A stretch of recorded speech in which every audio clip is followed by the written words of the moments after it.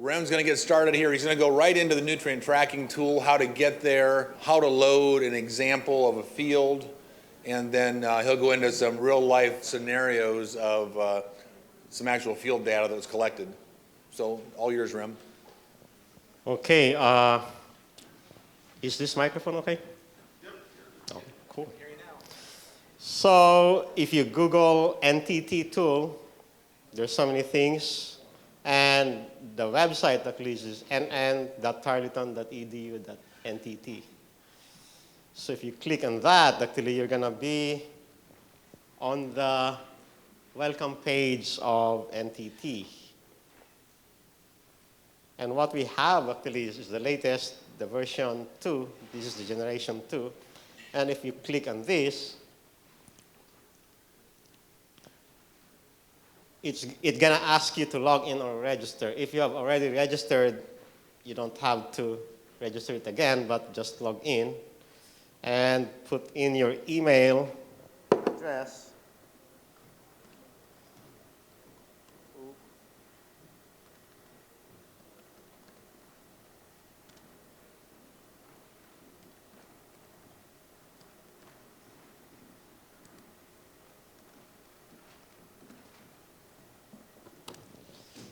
So after you've logged in, actually, you're going to be on the project page. So you have an option to create a new page, a new project. If you have a previously saved project, you can save it, you can download or upload it. And then if you want to open an example project just to learn it, that would be also okay. So let's try to create a new project. So in that, actually, you have a project name. Just say REMS test, and then we say, just for example, CIG workshop. And then the date is there that it was created. And then we save the active project. Now take note that there are two different saves here, the save and continue and the save active project. The save active project is saving the project itself to an external file, while the save actually saves the data that you encode on the memory, in the memory of the server that lets you continue with the program. So let's just save the active project there, and then let's just save and continue. The next thing to do is the location. So with the location, actually, you can have a mapping system there. You just click the mapping system. And as what Ali has mentioned earlier, it is interfaced to some kind of a Google Map interface. So if you know your address, if you know where your farm is, you can just zoom in on that. So for example, we zoom in, Tiffany's here, and the Seneca Conservation District is somewhere here. Let's pick on them. So let's try to model their farm here. So suppose this is their farm, or any farmer actually, based from that, can just delineate that farm actually and put that into their data. So we click on this here, and we can actually put the boundaries of the farm. Let's say like that. And then we can just put it farm 01. We name the farm 01. And suppose we can divide this farm into 2 fields. So we put, so that's the farm there, and then we put the field. Say, for example, this is field 1.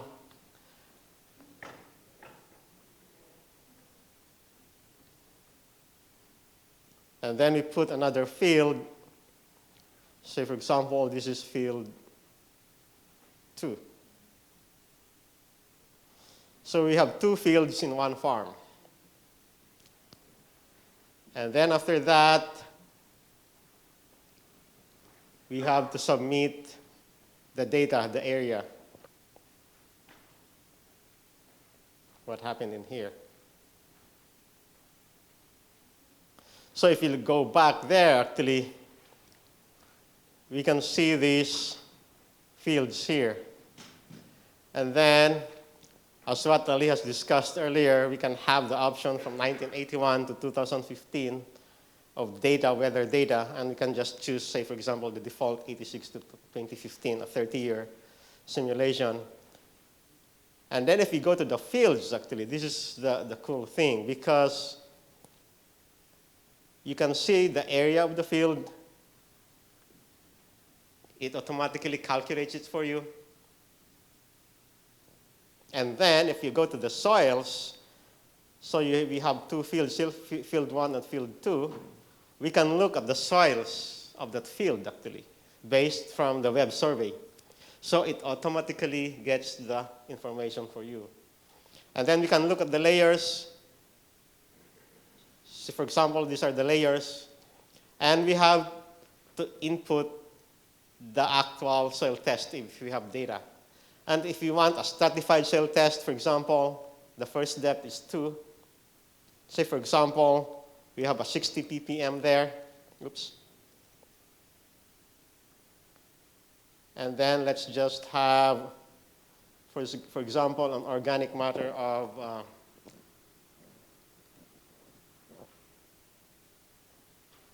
oops.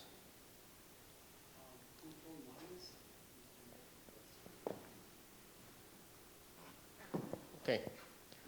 So 2% is okay.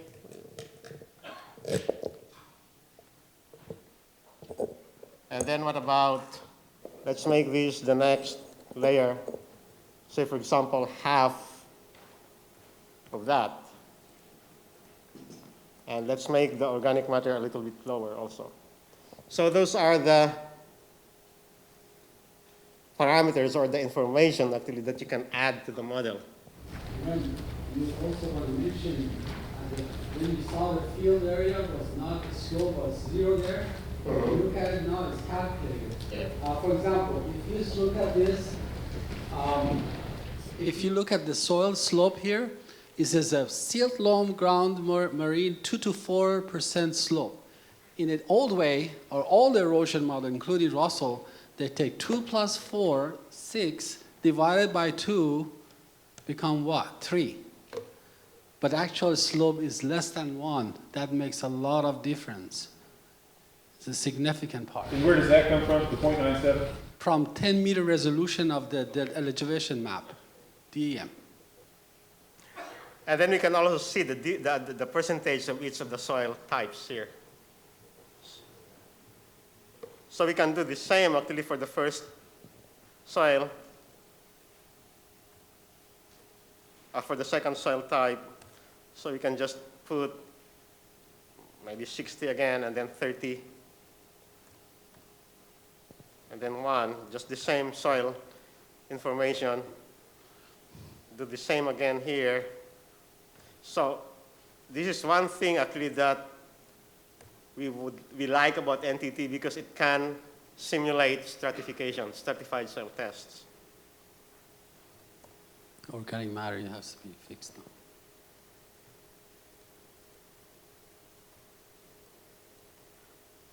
Save and return. So we're now ready. For example, we just concentrate or focus on field 1.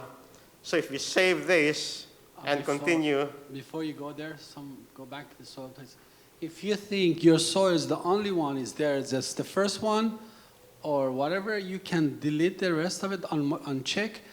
The model automatically changes the whole field to that soil, 100%. You don't have to do anything. So if you think none of the soils doesn't belong to you, you can delete it. And then I go back. These are just some of the what I call nuances of the model. So you have to save here, to save the data in the memory. But this one, actually, if you want to save it into an external file, you have to go back to the project and save the active project again, and it's saved in there. so that you can get back to the data later on.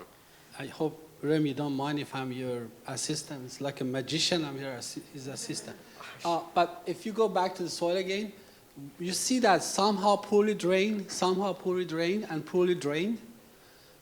You can change that. It says, well, my soil, this soil is actually well drained, so you go to option and change it there if you want to. But this is from soil survey, those books, and from digital. So therefore, definitely you need tile system in this field. Yes. Is there any place in here where it says there's tile drain versus not tile drain, which might change that? We will, you have to change it if you think it's tile. If it's tile drain, don't touch it, because the model automatically make it well drained for you. It assumes it's tile? Yeah. If you tile, don't touch it. Just let it go with it. So let's save and continue. Now, note that the management tab is now highlighted. That means that you can continue to the next step. Encode now the management system of your farm. So we add a scenario, for example, It's going to go scenario name. scenario name. We just put, for example, the baseline, what's going on with your farm. So we add the scenario. Now we're ready to add the cropping system, the management system. And we can select a cropping system based from what's here in Northwest Ohio. These farmers actually cropping system here are what we have gathered from our CIG grant that we ask the farmers to give us their crop rotation and everything that they have actually. And for example, what's this? We have their corn, soybean, corn, wheat, soybean, and then even their fertilizer or their tillage. What's this? So it's a tilled. So the default is there, and you can change this. We can change this. And here he's applying 0.11 and 0.229, 1123. You go to commercial fertilizer and go and say no, select one first, select one, and then go back again to it. Sorry, no, just the same one. Now select the list. No, commercial fertilizer. Okay. Then there's a list of the fertilizer that you can select. Yeah. So we can just add, say, for example, let's try MAP. That was MAP. That's what the one he applied. Yeah. 11%. That's wrong. It should be 1840. I'm sorry? 1846. MAP is 1840. No, 1152. Well, 1152. Okay, this is very important. Yeah. If you have a phosphorus in the form, usually is P2O5, correct? What the model uses is actual phosphorus. So if you say, I applied 100 pounds of nitrogen in form of this, then you have to do that 0.44 to make sure it's a pure phosphorus. So we automatically have adjusted for you if you select that one. But if it's not enough, is the multiplication of how much you apply to that percentage fraction. So actually right now you're applying about 8 by 2, about 16 pounds. If you really want to apply 80 pounds of phosphorus in form of phosphorus, you have to raise that or increase your amount that you apply. It's some simple calculation. So you set it to 1 if you want, but do not touch the NH3 because the NH3 is what is the form of ammonia. So if you do touch that, the volatilization, the model calculates that, how much is evaporated, volatilized. So you have to leave that alone. In the phosphorus doesn't need that, but in nitrogen application needs that.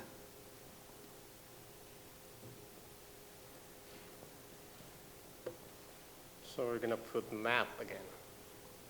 So, okay. So there's no data. We're just going to put MAP.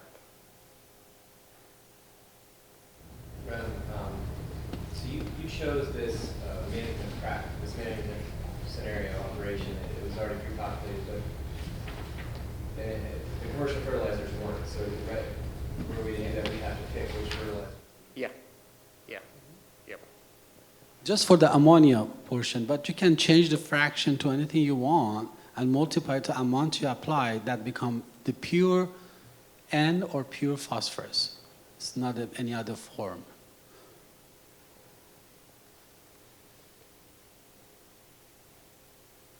Okay. So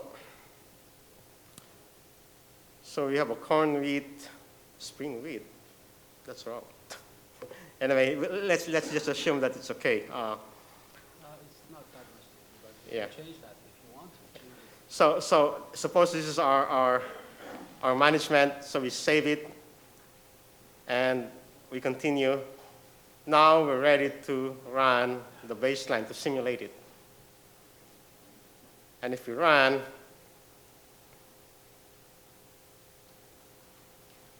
it will give us the data here. And then if you click on this one here, so we have the baseline, and these are our results. So we can have this total N, total P, the flow, and the sediments. You did not have the tile drain on. That's Yep. why you don't have anything there. Yep. So the width actually is pretty bad here. Yeah, but if you go to the management, Okay. you put a tile system, your yield's going to really improve. So why don't we add that as another scenario? Okay. So Alt01, add scenario. So instead of creating a new one, actually we can just copy the existing cropping system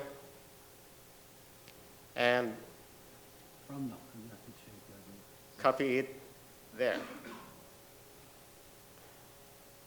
So you might observe that the background color is different. It just shows actually that it's a different management system. And then we can now add a tile drain. Say, for example, let's put it at 30 inches. And then we have to save it wherever now.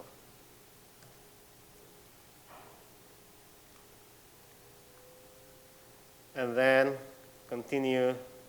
And then we can now run these two scenarios. If you have run the scenario one, sometimes you have 20. The last one check mark because the rest are in the memory. You don't have to run them again. So if we look at the results,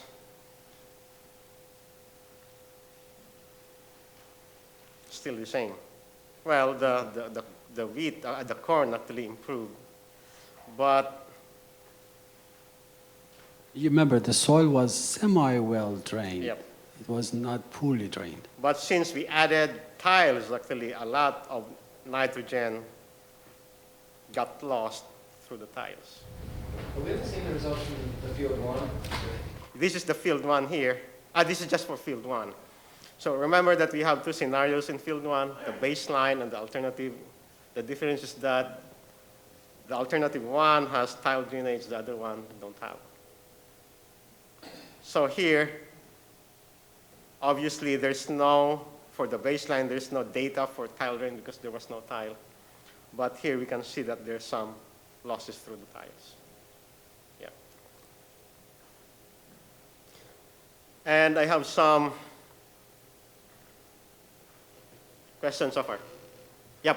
I heard some points were done in this program. I don't think I can remember all these names. I can't do it going along with them. But if you go to the bottom of the program, can you go back there, please? And the instruction is about that page, where things are, and also they have about NTT, if you don't mind going there. And then you have everything here, going back, Laura, a little bit. Return to the top table content. And it can give you example of how to step-by-step go through. It's always with you for every page. By the way, we're going to have an NTT training in the summer. Anybody wants to come to Texas? We have 4 days. Somewhere in Texas. We have great barbecue. We have 3-4 days of training on NTT. January next year? January. Okay, January. we will have one January too. So here, actually, I think we sent this to you. This is one of the PDF files, actually, where we can export the results and inputs of the NTT. So it will give you the name of the project, the description of the project, the state, the county, and everything actually that you encode it there. And then the name and the area, it will give you the area, and then the soil types also. So I think this is really helpful for the soil and water conservation districts. Also, in just trying to analyze one farm or a field, actually. And at the same time, the soil test data that we encoded also is there.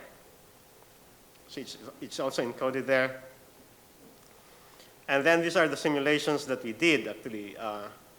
We have wheat, corn, soybean, or a corn, soybean, wheat rotation.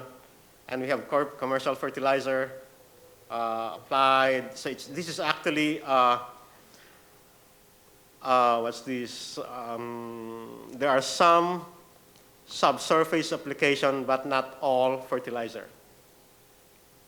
So what we did actually was that we created a new management, but this time all of the fertilizer actually is subsurface applied. And then we have these results, and we have all this data here actually. You will note actually that if you look at the total, the tile drain P here, it will increase a little bit the tile drain P, but it will decrease the surface P, both particulate and dissolve. And at the same time, as a whole, it will reduce the phosphorus exports. So this is just one way of showing actually are the BMPs, what kind of BMPs we need to do in the field. So with this tool, actually, you can just play around with so many BMPs that we want to do in a farm and try to look at what's our objective. Is it to reduce the exports and at the same time increase yield or maintain the yield? And we can do this, actually. We can do that in this. Could you do me a favor? Can you go back to the management and change that to winter wheat instead of summer wheat? You can create another management. And if, yeah.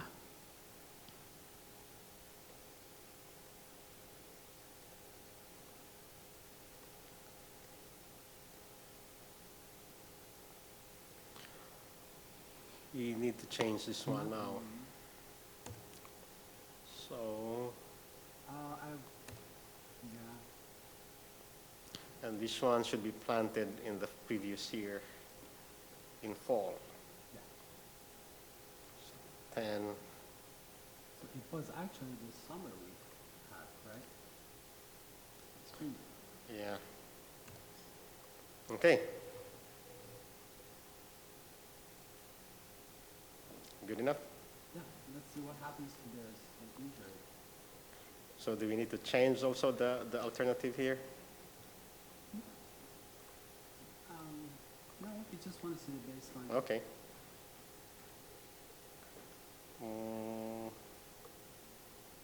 Show some of the functionality of this. It's not that difficult once you learn. So we just simulate the baseline again.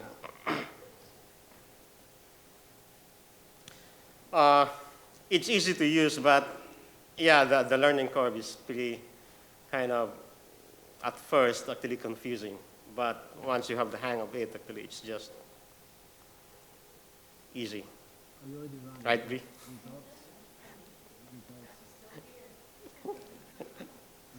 So we go to the results of the baseline. So there we go. The winter wheat now is okay. But note that this is not drained. This is a moderately, somewhat poorly drained soil. But what if we just add another management and we call it Alt 02, and then we copy the first, the baseline to the second, and then we add tile drain, and put it as a 30-inch tile. And then we save, continue. We I simulate gotta tell just you the, have a heck of an internet here. It's very good. what's that? Internet is very good here. No, yeah.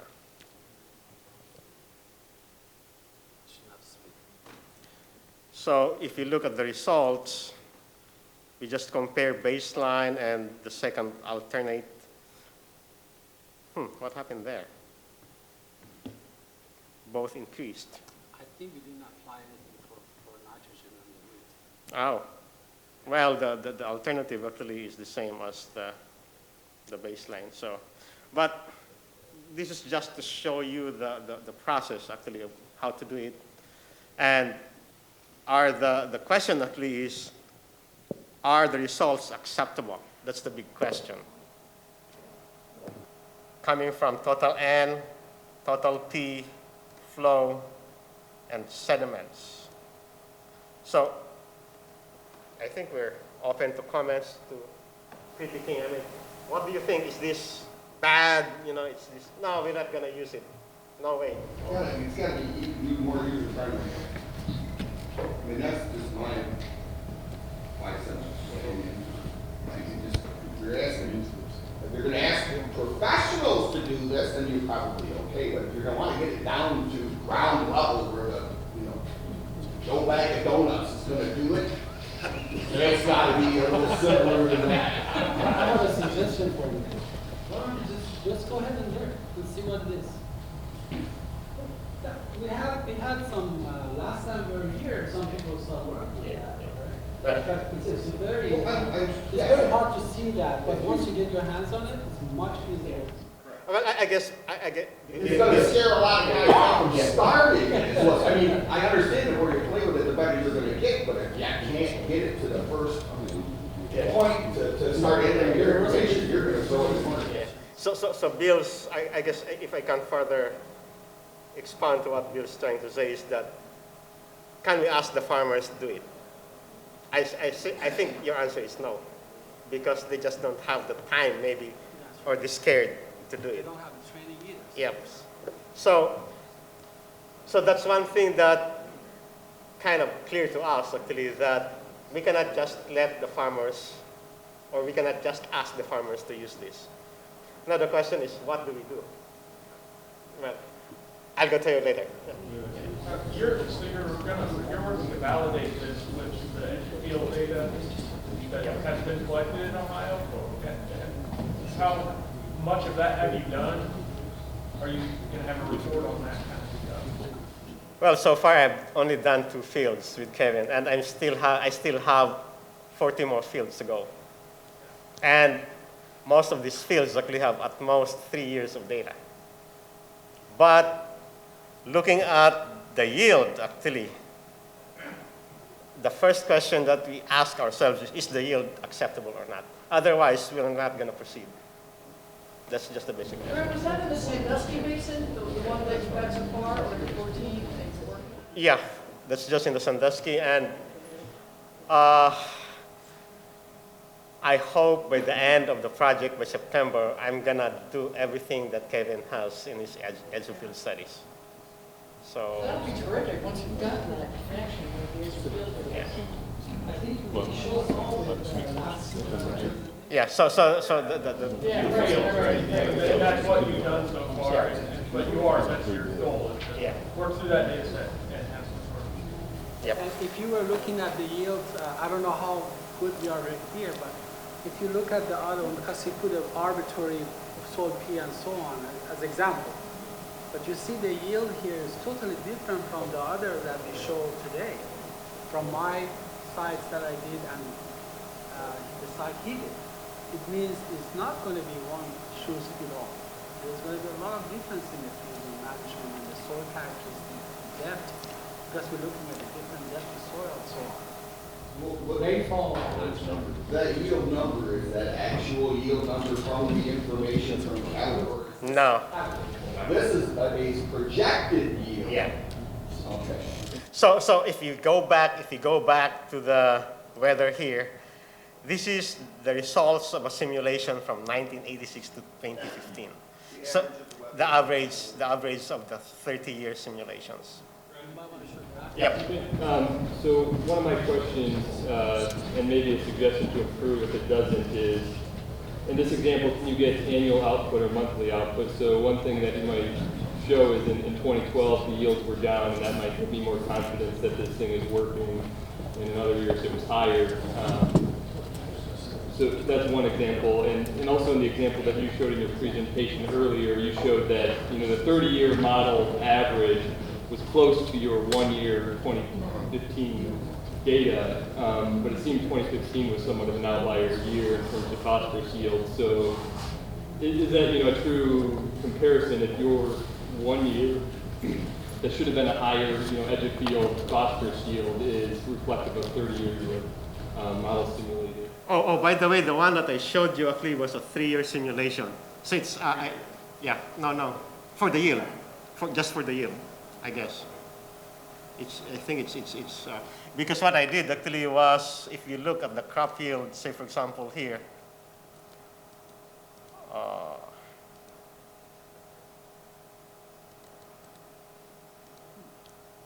why can't I go to the crop yield?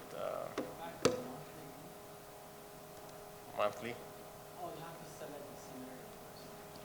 Oh, okay. So, for example, we want to look at the crop yield for corn. So it's a 3-year crop rotation. So you only have corn every 3 years, and this is the yield. And then I guess the follow-up question is, if I was a farmer using this and I know my yields, that's the one output that I do know in those 4 years for corn, is there something I could adjust to make the model fit better to my actual yields for those, or is that something that a more expert user has control of versus something that I can review? So one way of checking that actually is, am I using the correct soil test for my farm? The second one is, am I using the correct soil characteristics? Like, for example, is it well drained, or is it somewhat poorly drained, or am I using tiles for that? So based from the so many simulations that we have, okay, those are the first two things that we check. And again, the fertilizer rates also. Sometimes I forgot to put nitrogen, and why is it just 70 bushels per acre of corn? And I forgot to add nitrogen in June or May.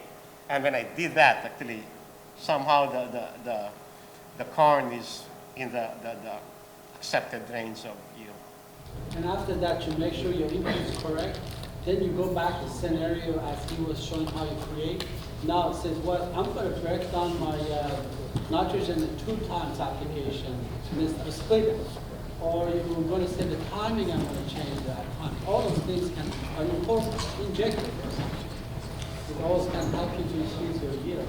So that's what I'm going to do. So this is the reason actually why we simulate for so many years, because there's so much variability from year to year in terms of the weather.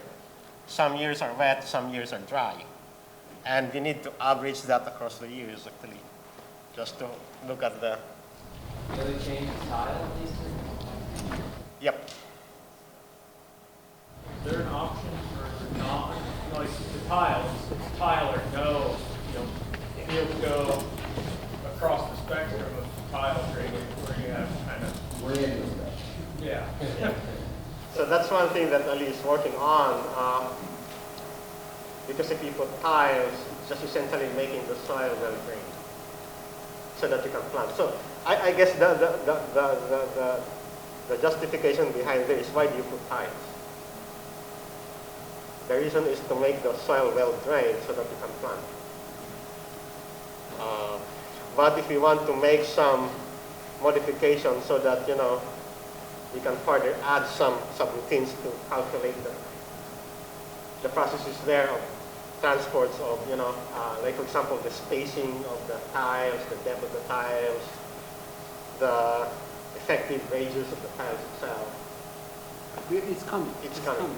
We have a version with a drain model. So there's more information to be asked with the tile draining, the spacing. Right now it's a depth only, and it's okay. It's doing well, but it's not as best it should be. So you want to know the spacing, how far there are. But if you have a land that halfway is tile and halfway is not, then you can split your field as he showed you, and then half of it width and one half without. And there is a function here, it's called watershed in a model that you can go ahead and create that see the results from outlet of one field and combine to see what happens with all far. What happened in 2004? That's a lot. What we would normally encounter maybe would be fields that have rolling soils with Glenwood and then in between Palamos. You might be able to ask it to tell it which soil types were tile drained, or what percent of the field was tile drained. Yeah. Well, that's a very simple thing to do. So we can arbitrarily split the field for you and then say this is how much was with tile and how much was without. But the typical farmers, they always want to make the best yield. There is a need, they look to the process. But that's something can be done, yeah, can be done. Yes. For how we were doing this yesterday, we were either setting it in the soils on how well it drained versus adding a tile later. Yes. So you could do that Yes, now I know, without yes. actually even changing that. So back on the soils Did you go tab, back to the soil? if you've got C and D soils and you want to try to separate it by, well, I'm only draining Yes. something, like say on this one you're only draining that D soil on top, you would just switch it to well drained, and then it would be like that soil was the only one that had the tile in it versus. Thank you so much for bringing that. Even you tile them, still they are going to respond different. But that's saved me a lot of work. I forgot about this. But you can do your soils different. You can say which one is tiled. But if you tile them, everything is just going to go ahead and assume everything become well drained. He might have an issue that I don't want to tile that section. So we should have a button there that you don't want to tile that section. We don't manage it that way. But I doubt if the farmer does that. So go back, yeah. In terms of the application of fertilizer or even manure, is there a way to check the scenarios, whether you do it on frozen or snow-covered ground, and what the difference would be? Say it again? Frozen ground. Frozen Snow. ground, yeah, if the timing is the one that affects. If you apply, this model doesn't have a statistical thing here. It's just, well, statistics says that I have to do this reduction. No, it actually simulates every day for you. So if there is a frozen soil, it knows it's frozen. So the runoff is going to be, the curve number is going to be larger, means the more of the runoff from surface when there is a rain and the snow. If it's the fall, it knows it changed the sort of characteristics with the season. And it goes more into the soil than the outside. That's why it's very important. Instead of applying in fall, apply in the spring. That's what we saw here. And again, that's based on past weather, right? Past weather station data. Yes, the weather that it comes is, we compare the weather from the source we have from Oregon, that is very reliable to what is actually happening here. So there is the temperature, maximum, minimum temperature, and the rainfall. So it freezes the soils when it's, and the seed doesn't germinate until there's a specific temperature. That's why I told Rem to change it from spring to winter wheat, because the winter wheat is more resistant, comes out, so yield went up, correct? So other one was just one, means that it couldn't do it well. So right here we're period to simulate. What's the limitations? The period to simulate that. Okay. Yes, you can change any date you want. Also, you can take the weather from New York City and apply here. You can take it from Arizona, apply here. And we will have a version under that work with the Oklahoma that you can change the weather 5% rainfall or rise and reduce and see what happened, the drought effects on your crop yield and water quality. This is all coming in this.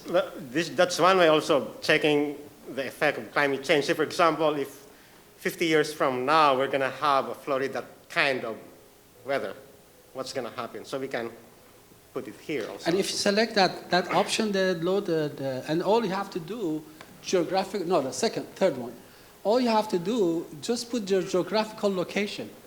Just go to Google and go to Miami and find out what is the location and just put it here, and it just goes and find the weather from Miami and put it up for you. And this stuff from Ohio.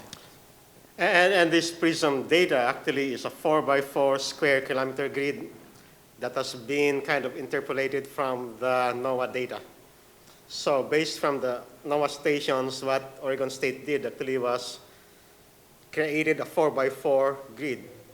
And in those grids, actually, we have the weather data that observed maximum and minimum temperature as well as the rainfall. And one of the major, NRCS has those data too, but they don't update.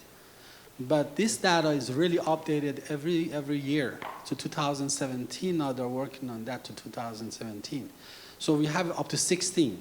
So we go upload, it takes about 2 weeks to upload for all those 1,000 stations. And we modify it for you. So the change in climate is something that you need to be very concerned about. So we make it that happen. So going back to what Bill... Go ahead. Does it, so after you harvest the crop and go into the next year, does that influence the next year?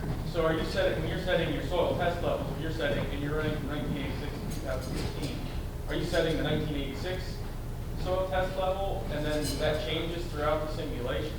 No. Or is that assuming that does that held constant throughout the model? The 1986 actually is just for the weather. But the soil test, actually everything that happens in the ground, there's a mass balance of everything there. So from the nutrients. So how much phosphorus is taken up by the crops, how much phosphorus is exported out of the watershed, how much is left there, and how much you apply for that year, that's always taken into account every year. So soil P that you put in there, assuming this is kind of, today you put this, you measure your soil P is that much, correct? Phosphorus takes about 30 years to get rid of it. It just goes very slowly, unless it's, so therefore, but you apply more, correct? You apply more every year. So it keeps track of what was initial point as your soil P and how much you apply, and then it keeps track of it. So if you don't apply anything, eventually there is a soil table in this model. I can see that the soil P is going to go low, low, low, low. Unless you apply every year, so it's compensate for that losses that the plant taken. And many people apply a lot. If you have soil P high, you don't have to apply that much. So you will be able to look at build-up drawdown. I can look at that. But as this gentleman said, it's already too complicated. I cannot put those information for you. It's really complicated. But I keep track of it for process of doing to make sure calibration is correct. It uses correctly the soil P. That is right. But to answer your question, yes, it is assuming today you measure your soil P, and in these models goes the future. They use the past weather for the future. What's going to happen? Yes. I guess the other variable that I've noticed in my soil is I'll have farms that have a low enough soil P that I'm supposed to add probably 50, 70, 100 pounds of P2O5 to raise 200 bushel corn. And yet there's scenarios where I can't get that done. And yet I still get 195, 197 without making that application, which means somehow the soil phosphorus in the field is becoming more available than what the soil test says it is. So your model probably can't compensate. How the hell do you compensate for that? Okay, there is a function in this model that can simulate 1,000 years before even you start working on your file. Means that it's going to take your weather the information that you provide as what you do practice, and it runs ahead of time, uses its own weather thing, and create a condition that you are dealing with. So when you go to the store and you buy fertilizer, they tell you how much yield you got last year. They say 180 bushels of corn. They says, well, 0.9 multiply 180, this is going to be like about 170 pounds you need nitrogen. And then the phosphorus is multiply 0.4. You get that and you put back on. There is one thing missing there. The organic matter in the soil. The pre-existing phosphorus and nitrogen is very vital, that goes well. But the phosphorus, that is the engine, organic matter in the soils generates phosphorus and nitrogen for you, and carbon. There's the three things. So that is not calculated in that 180 bushels, that the calculation. So this model says, no, if you have a high organic matter, you don't need that much because I am going to reduce for you some, so that the third factor is missing in this whole thing. So therefore, when you are applying things, every year you apply it, you are accumulating and you're creating some, and maybe have organic matter is produces for you, that's why your yield doesn't go down, even though it's supposed to come up. Does the model account for changes in organic matter? Like if you're doing no-till and cover crops, will it, versus tillage, will it subtract, or is it kind of a snapshot in time? Yes, the residue that you leave behind, that is calculating as part of that goes back to, by form of carbon. And then multiply to the some numbers, something is become organic matter that you see as it is. But as carbon goes up, as you are leaving some residue there, and it's just that's one of the management. As a matter of fact, we were asked why I raised my organic matter in the model, but it doesn't affect the infiltration. So, well, it's because of the soil characteristics. But now if you have high organic matter, reduce your nitrogen application, see what happens. You're not going to jeopardize much of yield if you have high organic matter. I would suggest you turn this into a video game because you're going to have a million kids that can't beat it. No matter what it is. But I'll tell you, we try to make it as a game. Trust me, if you take half an hour workshop and Rem can do it, you should be able to do this. It's Going back to that issue actually. So if the farmers, if the producers won't have the time to use it, won't use it, how can we use it? How can we distribute it? Well, I think we would have time to use it because as we prepare in the wintertime when it's slow, we have time. It's whether we're going to have the patience to do it. It's somehow, if you make it, as time goes on, if it gets more user-friendly, it's a fantastic tool. What you have here is something that's 20 years ahead of its time. You just got to teach us how to catch up. There's two things get me going every day on this. I call this the voice of farmer. For how long? I was in Chesapeake Bay, and the farmers tell me, I was explaining this, and the farmer comes and says this, thank you. I said, why? He says, if I have one cow, they tell me I have this much phosphorus losses, and the neighbor has 200 cows, the same thing. Generality of this sub-watershed, watershed things is not right. Farmer has to do his own voice. So he has to take his own farm. It doesn't mean it's perfect or right now. Until that voice is become clear, we might just hear half of your words right now with this. As it become perfect, and close to perfection, there's no perfection. Your voice is more clear. So that's the reason we want to do that. The second is that it should be, if I take this model to the NRCS and they're buying it, you take it to your kitchen table with your family, you buying it because, and a set of BMPs are there, so you both, and government, and you going to be in collaboration and start working on fixing things. Rather than they come and knock your door and says, this is it, you have to take it or leave it. You have to understand as to what's going on in your own farm The last thing is that many of these programs that government or non-government, they put on for the farmers, they creating a safety net. You fall, you take my word, I pay you when you lose. They don't understand that the farmer is the front line. If you lose your soil, the value of your land comes down, you cannot get production and so on. You are the loser. I can go get a McDonald's job if I'm wrong. But you can't, yes, your land, that's all you have. So you have to protect your land, force yourself to learn this program, critique it and say it's not right until we get it right, because this is what you're going to take. Forget about program with your family in the kitchen table and improve your production while you're helping the environment for your children. One alternative that we're doing actually is that I'm really grateful actually that the Erie County and the Huron County districts actually are helping us. And with this project actually that we are doing, the pay for performance actually, they're the ones running the NTT for the farmers. So what we did actually was that through the districts, the soil and water conservation districts actually, we got all the information from the farmers, participating farmers, and the districts actually are the ones encoding this using the NTT to put that into the, to put their baselines, their scenarios. And then after that, actually, we made an output, we send it to the farmer, we send it to the producer. So it's some kind of, we get the data from the farmer, and we give them the results, and we give them the scenarios. So right now, that's the best thing that we can do. But wouldn't it be great, actually, if the farmer themselves do it themselves? But, Because you're going to be limited on employees that can do that. yeah. I mean, the limiting factor will be how many employees will soil and water have to get that down. Well, it's not, but it's not only soil and water. I mean, you've got crop consultants out Yeah, there, but true. certified CCA people that can,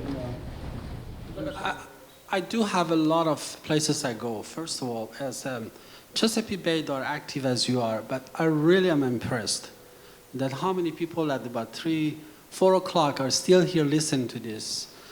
Because you said, oh, we are 20 years ahead. You are catching up with that 20 years, because other places that they are not involved, they end up to have a program come to their door, not calibrated well, they're not involved in the process. Everything you say here, everything I hear here goes into this.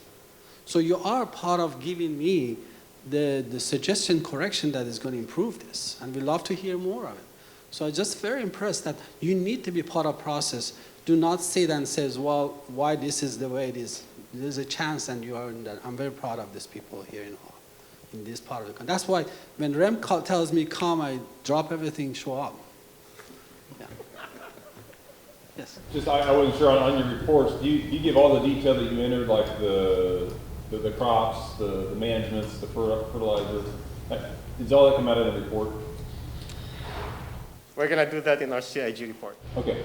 I mean, like, as far as the reports that we can give to the farmer saying, here's what we ran this model. Yes, yes. It's already there. I guess the one recommendation I have is when you chose like MAP, you chose MAP, but then it popped in the PO4 and all that. Well, that doesn't mean a whole lot to the end user. If you could actually say fertilizer is MAP, or fertilizer is DAP, fertilizer is 28. You know what I'm saying? Just list that. So have Just have it listed instead of the numbers. That might ring better with the end users. It's very easy to do. Yeah, so I figured it would be, so that'd be good. You have the ability to go in and, I'm gonna create my own mix. Can I put that into your program? Sure, sure. Yep. If you go back there, Rem, if you don't mind to go to the first management.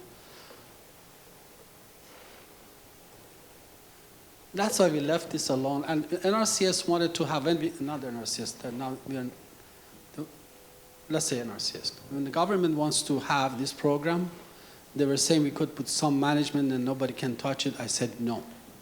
That's going to kill the program. You need to, the farmers go put their own values. So when you go there, you just select what type of, you don't even need to go there. Rem, you don't need to go there. Just go ahead and create a line, please, a new operation. And then they say, on this operation, you say, well, I have corn. Let's change it to corn, please. And then it says what operation you do. Out of all those operations, you select one. Let's say fertilizer application, correct? So you just say fertilizer, and the year you're applying. Don't worry about the year sequences. Automatically, when you save it, it makes it right for you. So you just say month, 3, and the day, whatever, 10. And then fertilizer. Then you have can you select the type? You have, don't go anywhere, commercial, liquid manure, solid manure. When you apply manure in this model, it takes organic matter of it, it takes the components of organic and soluble, so it's sensitive to that. Also, let's say you don't even select a fertilizer, just say commercial. Commercial. So then you go and say how much you applied. How much you apply? 1,000 pounds. And then what is the depth you applied? Was injected or surface? Surface to 0. Then how much was it? Was in nitrogen, in form of nitrogen, pure nitrogen. Fraction. What fraction was it nitrogen? 20%, 0.2. No, 20 is 0.2. And then phosphorus, how much was it phosphorus? Probably you want to do phosphorus separate because you don't want to apply, but 40, 0.4. So that's all it is. So if it is ammonia format, how much was it ammonium? No, it was form of 100% ammonia. Okay, that's why we leave it for you, those commercial that we have gone through search and find out what the type of commercial they sell out there for you. So we select it. You just have to put amount that you want. But you can modify anything you want. Yes. Another question on the management page. How many years can you do? Is one question. Is it 100 years. Okay. Every day. And you mentioned earlier the 5-year offset. So if I put 2001 as my year, if I think that's year 1, is that actually applying it in 1996? It goes to the rainfall and find what the 2001 rainfall is, and then pick it up. So what are the first 5 years of operations then, the warm-up year? And then it's going to duplicate. Yeah. I said 100 years, but if you're doing research, but don't do it 100 years here, because we have 30 years maximum rainfall, so you don't want to go more than 5 years rotation. But you can do 5 by 365. It's about 1,500, 1,600 line you can add to every day you do activity. I guess my point was, if year 1 is corn and it's 2001. Yes. Is it, and I only have 3 years of operations entered here. Is it circling back 5 years, so it's putting in 1996 corn, and then you're goes back to actually to something else? Or no, 2005 when you finish, it goes back to year 1 and it start rotation. So in this example, what year 1 is what year? Year 1 is the first year. 2017? Is it 2016? No, 1986, whatever the first one. So if you look at... You said 1986, year 1 is 1986. Yes, and then it goes around 5 years, 5 years, 5 years, then it takes all the years and average it for you as an average. Again, the calibration process is something that Rem has to do, but the using of the program, you don't have to worry about that. You just have to scenario and see what it is. Because it says, well, if you do Rem publication, Kevin, cover crop reduced nitrogen losses or phosphorus losses. Does the model shows that? That's all you need to know. And if it does, then you trust the model what percentage. So you can make your management decision based on that percentage that reduce. Going back to your question, actually, the warm-up period is on the background. So whatever you put as your simulation period, that's what it is. If it is less than 5 years, if you change the weather from less than 3 years, it gives you 5 years background. If you use it more than 5 years, it doesn't do it anymore. Yeah, so I guess, sorry, but let's just say I have a 2-year rotation. The first 5 years are going to do that 2-year rotation. The first 2 years. And then they repeat that. Repeat that. And we throw the first one away because it's the warm-up. Yeah. So the numbers are chunky. We throw it away. So that's why when Rem is the calibration, if he is doing for 2 years for calibration, he needs to run for 7 years. So the 5 years goes away, and then he can look at the 2 years that he done. Yes? On your cover crops, can you get species specific? Or is it just, I didn't see that in the selection. How do you? The cover crop, yes, you can have different plants. I don't know if it's not here. You can have oat, rye, and if you are commercializing it, you put it on the summer, winter, and then harvesting it for sale, then you have to do harvest operation and kill. If you're doing the cover crop, just kill it. Means that it's gone. But so it's pretty much rye, oats, and wheat? Yes, in the Chesapeake Bay, we have carrots, we have many things. Also, they have combination too. You know, you put seeds together, and they have in the bucket. That's what it is. So that there's opportunity to add more. We have data on other species. We can just customize that for. This has 145 crops in this. Actually, we kind of just limited the number of crops at this time because the last time we have so many, and it was kind of really confusing actually at the time, so we just. And many times when you have winter wheat and you have corn, winter wheat as a crop, you're going to get more erosion. Because after June, you harvest the wheat, you leave the field alone. There's a residue, stands there, but there's eventually going to go away to next year, which is May. You plant the corn, so you're going to get erosion. Yes, you have to put cover crop. It's always good. And in Mississippi is something they find out very easy. If they would cover crop, they can make a lot of money and sell the wheat to Texas because the temperature is cooler in the winter, and that's why they get a lot of mellow rain that they can use that to, so they can do, they didn't know that. They didn't know that. They can have a lot of money if they just put the wheat in there. And the model showed that to them. Sorry, Rem, I just answered the question. Cool. Anybody? Well, this is really helpful actually for us. Oh, yeah. So. The possibility of doing simulation is tremendous. You can do numbers of the scenarios at one time, combination. It's not the Walmart. You say, well, I got 50% off here and I get another 50%, another 50%. Give me some money, I take the merchandise.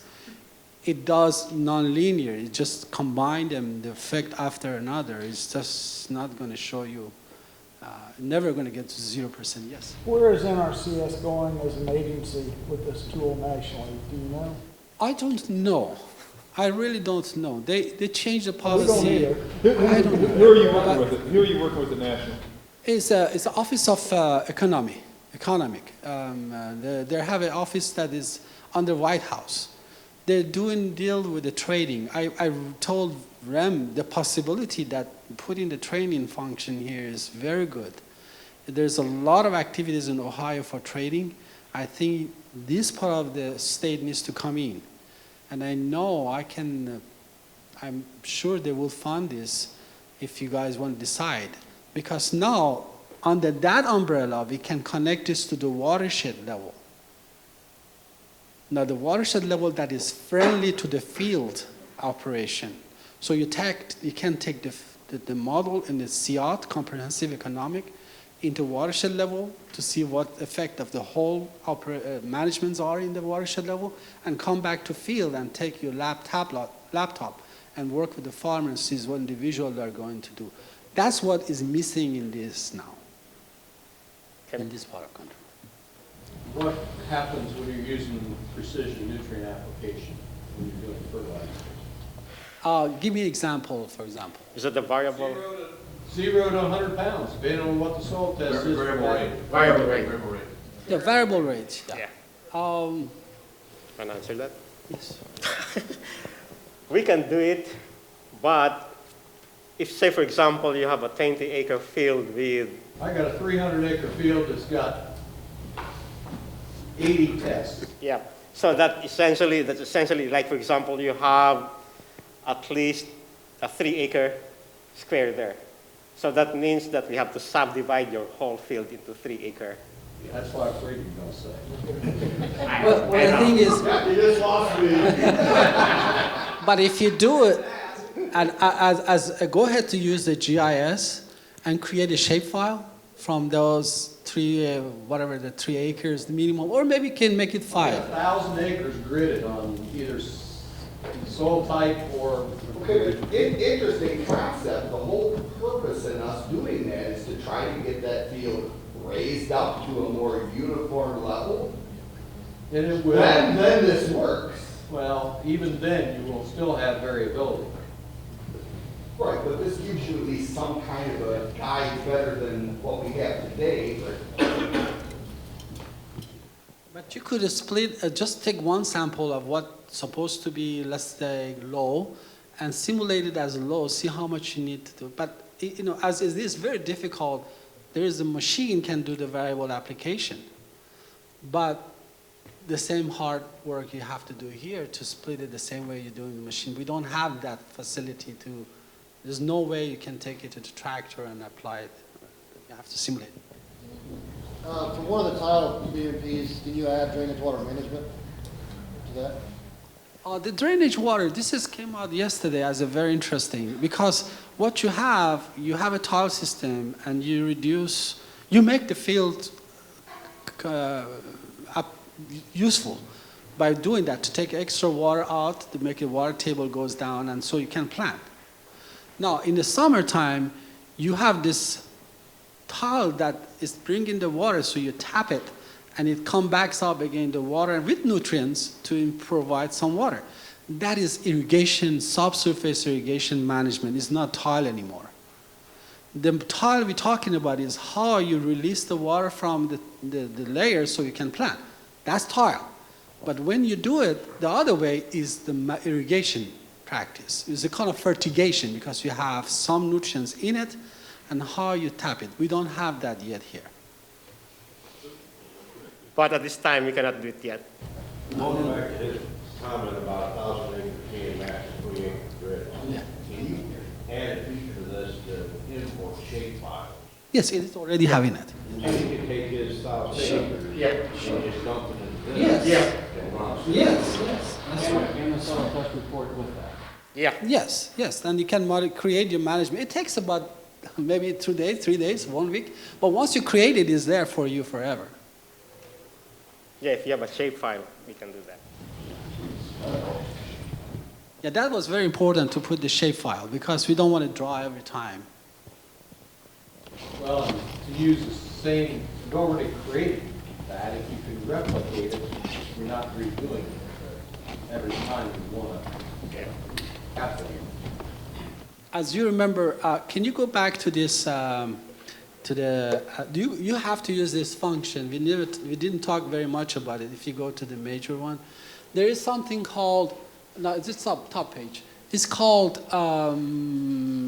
sub-project. See that sub-project? This sub-project allows you to do number of fields at one time. So your 1,000 fields, you're going to have a sub-project that has all the 1,000. Let's say 100, not 1,000. So you have 100 fields. You can combine to any way you want. Field 1 to 2, 3, combination that you can do anything. And it gives you the results as output of the whole 100 fields or individual. Because you want to know what happens when all of them together, when I fix the management. This function allows you to do that. We don't talk about it much, but it's there. What's the max size field? Oh, we did a watershed B. I think Kevin is working on that, but I would say 5,000 acre. That's what I think is recommended, to not lose the precision of the model. But we're working on that to make it bigger watershed. The function needs to be modified.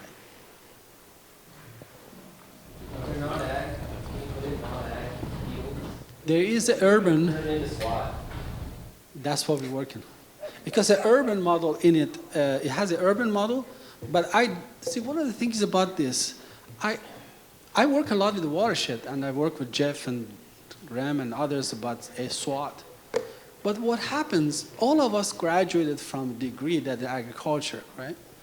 So we are going to emphasize on land use agriculture. We're not as good as the urban. So what happened, if somebody at the outlet of watershed see nitrogen hiking, Who do I go and knock the door? Farmers. And he says, wait a minute, I was just doing my business. I have nothing to do with this. Somebody maybe had to put a pipe in the streams and done it. So that's what significant of this is. You emphasize on your piece of land, your management, and you prove your concept that I'm not doing anything wrong, right? But the watershed might have other land uses that might cause problems. So we are very carefully looking at the person wrote the urban for the watershed SWAT, working with me now, Kenan. And he's going to put the urban as a sub-program. And the forestry you saw, it's coming on.